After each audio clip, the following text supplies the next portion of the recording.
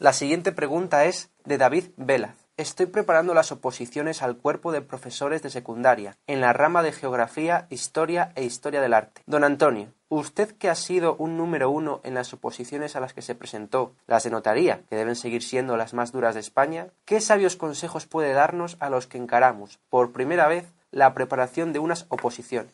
Sí, entiendo muy bien su pregunta. Claro que yo he sido opositor una sola vez en la notaría y justamente ahí no fui el número 1. Pero en todos los exámenes que he hecho durante el tiempo de la universidad, licenciatura, ahí sí he sido siempre el número 1, pero en las notarías no. Entre otras razones, porque yo no estudié las oposiciones a notarías como todo el mundo. Fui también singular. Por ejemplo, en primer lugar, yo hice la profesión de notario porque quise darle esa satisfacción a mi padre. Y cuando me enteré que iba a morir pronto porque tenía un tumor en el cerebro inoperable, decidí hacer las oposiciones a notario para darle la alegría de que me viera notario antes de morir. Por eso la hice. Ni siquiera llegaron a 6 meses el tiempo que tuve desde que me matriculé para las oposiciones y el día que hice el examen.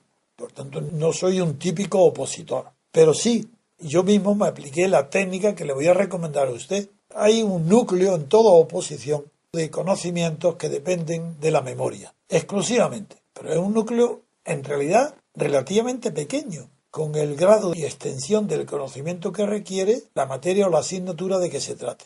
Usted se presenta a una oposición a profesor de instituto, supongo, de Geografía, Historia e Historia del Arte. El tema es maravilloso, sobre todo la historia, y que esté tradicionalmente unida a la geografía, pues aunque al principio no tenía mucho fundamento unirlo, pero luego ya sí, luego se ha visto claramente cómo la historia está vinculada también a la geografía respectiva de cada población. Entonces mi consejo es, primero, seleccione bien qué datos tienen que recargar la memoria en la línea fundamental de la geografía, historia y historia del arte que usted tiene que enfrentarse. Pero como algo que tiene que tener fijo en la memoria con una facilidad como rezar el Padre Nuestro en el caso de que lo rece.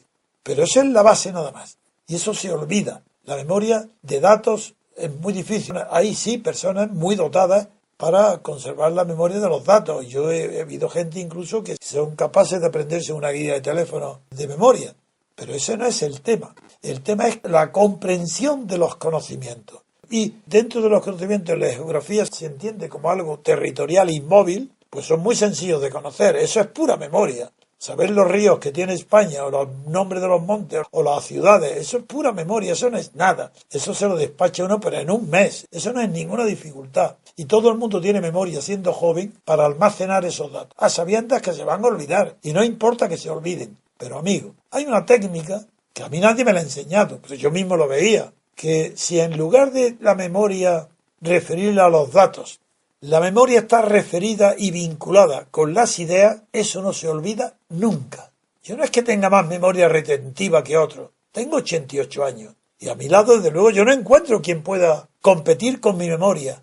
Pero yo sí hice un esfuerzo grande durante 6 meses para aprenderme de memoria el Código Civil, Código Mercantil, Ley Hipotecaria, todas las leyes, artículo por artículo, al pie de la letra lo sabía.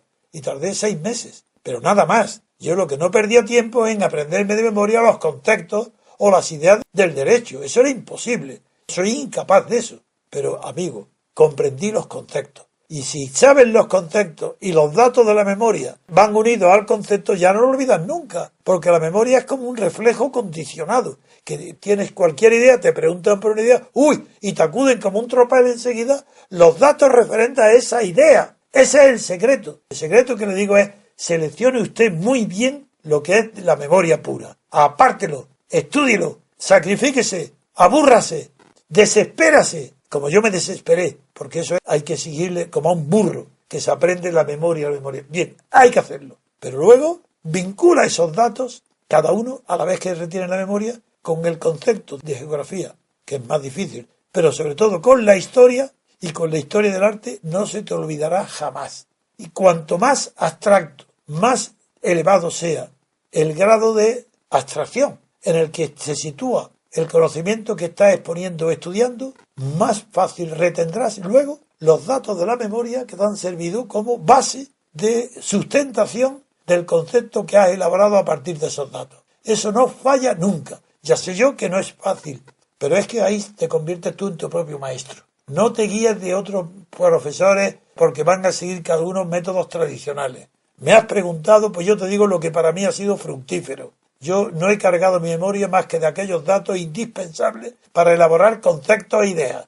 Y como los conceptos e ideas no se olvidan nunca, ahí tienes a tu servicio luego una cantidad ingente de datos que ni siquiera lo sabes. Porque las ideas y conceptos no los vas a olvidar. Ese es mi consejo y ojalá en España pudiera yo tener algún, ya no, ya imposible, pero si hubiera tenido yo influencia política, naturalmente que hubiera transformado el método de enseñanza, no solo de la universidad y no solo de las humanidades, en la ciencia, en todos, hubiera puesto las memorias al servicio de las ideas y de los conceptos y de los principios generales. Y vinculando el dato con el principio se hace imborrable, porque lo que importa recordar son los conceptos, los principios, no el dato. El dato viene por sí solo a la abstracción en cuanto que ha sido indispensable en el aprendizaje. La ciencia avanza en el mismo sentido en las ciencias duras que en las humanidades. A partir del dato pequeño hay que ir en la inducción, no el método deductivo. No hay que deducir de principios generales. No, vamos a partir de la experiencia,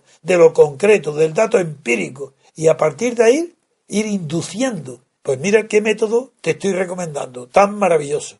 Selecciona, distingue cuando estás estudiando lo que es memoria, lo que es dato, de lo que es la idea. Si no la ves vinculada, busca la idea para que vincule todo en tu cabeza. Verás cómo ahí vencerás en todas las oposiciones. Irás con una seguridad tan grande que sabrás que el tribunal sabrá menos que tú, porque el tribunal se la ha olvidado ya por le da la memoria y tiene un conocimiento muy relativo y muy pequeño. Vete a las oposiciones con el conocimiento que sabes más que el tribunal. Vencerás.